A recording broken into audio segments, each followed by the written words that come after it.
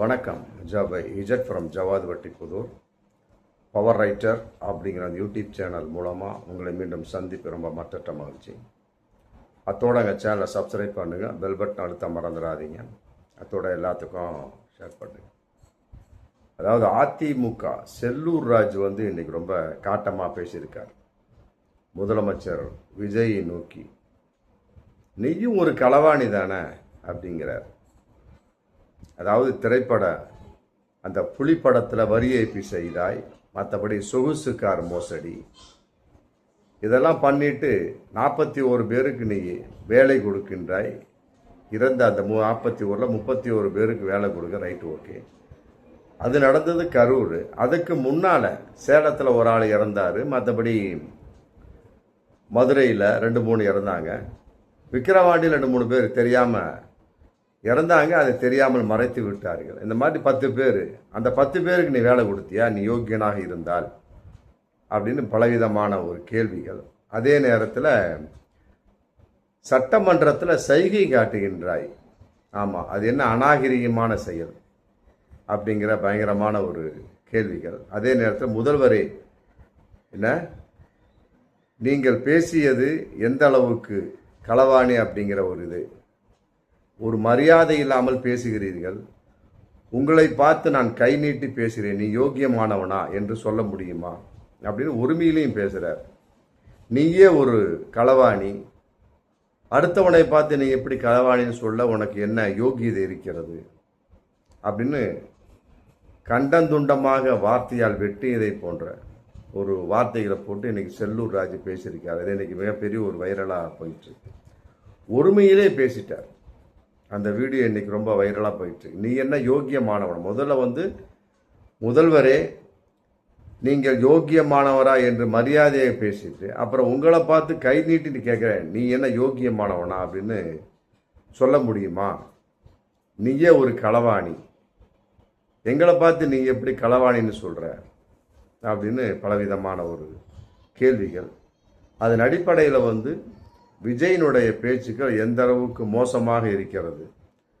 சும்மா கிடந்த சங்க ஊதி கெடுத்தான ஆண்டிங்கிற மாதிரி பிறகு எந்த அளவுக்கு பேச முடியுமோ அந்த அளவுக்கு பேசிவிட்டு தானும் வாங்கி கட்டி கொள்ளக்கூடிய ஒரு மனித பிறவியாக இன்று முதல்வர் விஜய் இருக்கிறார் என்பது இதன் மூலமாக தெரிகிறது.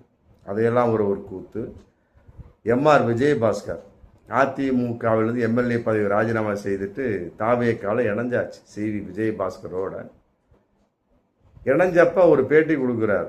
அதாவது தாவேக்காவில் சில பேர் என்னை அணுகினார்கள், எங்களுக்கு பிடித்திருந்தது, அதனால் தாவேக்காவில் இணைந்தேன்னு சொல்ல இணைந்தோம். அவருக்கு மேல 2 ஒருத்தரை சேர்த்தி அதையும் சொல்றார்.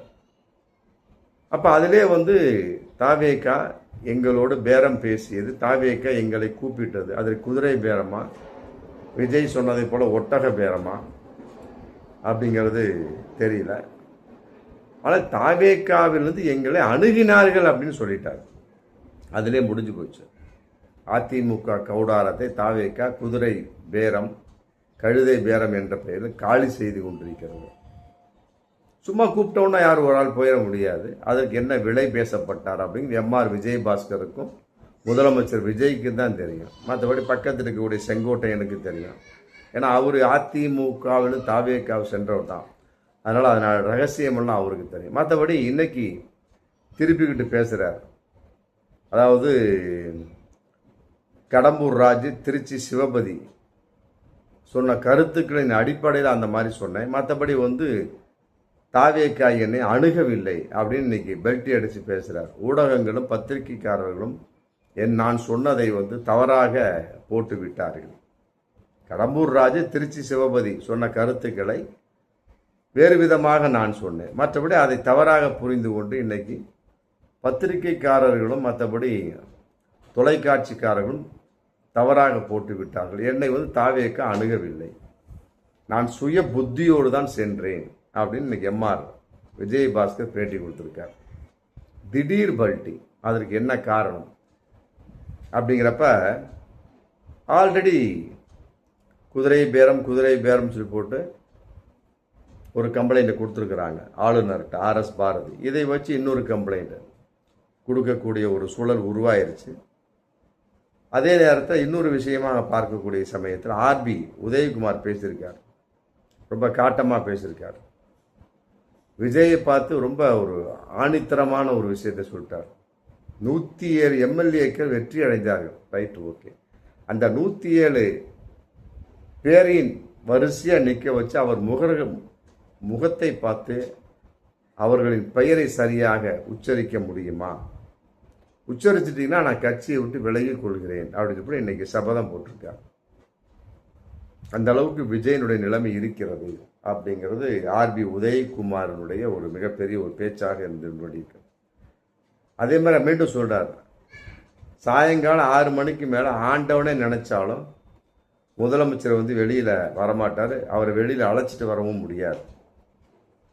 அதையும் சொல்றார். ஆமாம், அதோடைய ரகசியம் என்ன என்பது ஆர்பி உதயகுமாருக்கு தெரியுமா, இல்லை முதலமைச்சர் விஜய்க்கு தெரியுமா? தெரிஞ்சால் கமெண்ட் பாக்ஸில் போடுங்க. அதாவது 6 மணி சாயங்காலம் ஆச்சுன்னா விஜய் வெளியே வரமாட்டாராம். ஒருவேளை சின்னத்தம்பி கவுண்டமணியை போன்ற ஒரு நிலைமையா இல்லை வேற என்ன நிலைமை அப்படிங்கிறது தெரியல. அதன் அடிப்படையில் அவர் பேசிய பேச்சு இன்னைக்கு மிகப்பெரிய வைரலாக போயிட்டு இருக்கு. இதன் அடிப்படையில் பார்க்கின்ற பொழுது திமுக புகார் அளிச்சிருக்கிறாங்க, குதிரை பேர ஊழல் நடக்கிறது அப்படின்னு. அவங்க வகையிலையும் எம்எல்ஏ ஆஸ்டின் மற்றபடி அனிதா ராமகிருஷ்ணனையும் தாவேக்காவல் இணைய வற்புறுத்தினார்கள் அப்படிங்கிற தகவலை இன்னைக்கு போயிட்டு இருக்கு. ஆனால் ஊத்தங்கரை எம்எல்ஏ இளையராஜா சொன்னான்னு போட்டு 8 பேரை அரெஸ்ட் பண்ணிட்டாங்க. ஆனால் ஆர்எஸ் பாரதி சொன்னதா வைகோவை அரெஸ்ட் பண்ணல, முதலமைச்சர் விஜயை எதிர்த்து கேள்வி கேட்கவில்லை. மற்றபடி எம்ஆர் விஜயபாஸ்கர் ஓப்பனாக சொல்றாரு. ஆமாம், இன்னைக்கு மல்டி அடிச்சிட்டாரு. அந்த 2 நாளைக்கு முன்னாடி ஓப்பனாக சொல்லிட்டார், என்னை அணுகினார்கள், எங்களுக்கு பிரியமாக இருந்து நாங்கள் இணைந்தோம். யார்? தாவேக்கா, முடிஞ்சு போச்சு.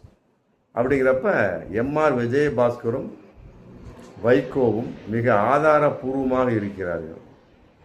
யார் சொல்லி? முதலமைச்சர் விஜய் சொல்லிஞ்சு போட்டு அவங்க வார்த்தையிலே வந்துருச்சு. எம்ஆர் விஜயபாஸ்கராவது தாவேக்காவின அணுகினார்கள் அப்படின்னு சொன்னார். ஆனால் வைகோ அப்படி இல்லை. முதலமைச்சர் விஜயே என்னை அணுகினார், பட்டினப்பாக்கம் வீட்டுக்கு உட்கார வச்சு என்கிட்ட பேசினார். அப்போ இளையராஜா சொன்னார் ஊத்தங்கரை அப்படிங்கிற அளவுக்கு 8 பேரை அரெஸ்ட் பண்ண இந்த காவல்துறை வைகோவை ஏன் கைது செய்யவில்லை? எம்ஆர் விஜயபாஸ்கரை ஏன் கைது செய்யவில்லை? முதலமைச்சர் விஜய் ஏன் விசாரிக்கவில்லை? கம்ப்ளைண்ட் கொடுக்காட்டி பரவாயில்ல, ஆளுநர்கிட்ட கொடுத்துருக்காரு. திமுக ஆர்எஸ் பாரதி, அப்புறம் பாஜக கொடுத்துருக்குறாங்க, அதிமுகவும் 2 நாளைக்கு 3 பேர் சேர்ந்து வரிசையாக கொடுத்தாங்க. அப்போ அவைகளுக்கெல்லாம், அந்த கம்ப்ளைண்ட்டுக்கெல்லாம், அந்த புகாருக்கெல்லாம் என்ன மதிப்பு இருக்கு? ஆளுநரை பார்த்து கேட்கக்கூடிய கேள்வியா, இல்லை முதலமைச்சருக்காக ஆளுநர் மெதுவாக நடந்து கொள்கிறார்களா? இதில் பாஜகவின் தூண்டுதல் இருக்கிறதா? காரணம் என்ன? 8 பேர் மலமலன்னு அரெஸ்ட் பண்ணிட்டாங்க, அதுக்கு எந்த ஆதாரமும் கிடையாது. ஃபோனில் பேசினான்னு போட்டு ஃபோனில் பேசினார், அதுக்கு ரெக்கார்டிங் கிடையாது. ஆனால் இதுக்கெல்லாம் வீடியோ ஆதாரம் இருக்கு. வைகோ சொன்னதற்கும் எம்ஆர் விஜயபாஸ்கர் சொன்னதற்கும் இது எதன் அடிப்படையில் வெளிப்பாடு அப்படிங்கிறது தெரியல. ஆனால் ஒன்று மட்டும் உறுதி, ஒருதலைப்பட்சமான இந்த முடிவின் வெளிப்பாடுக்கு பின்னால் பாஜக இருக்கிறதா அப்படிங்கிற சந்தேகம் தான் வருது. பார்ப்போம் மீண்டும் அடுத்த வீடியோ. நன்றி.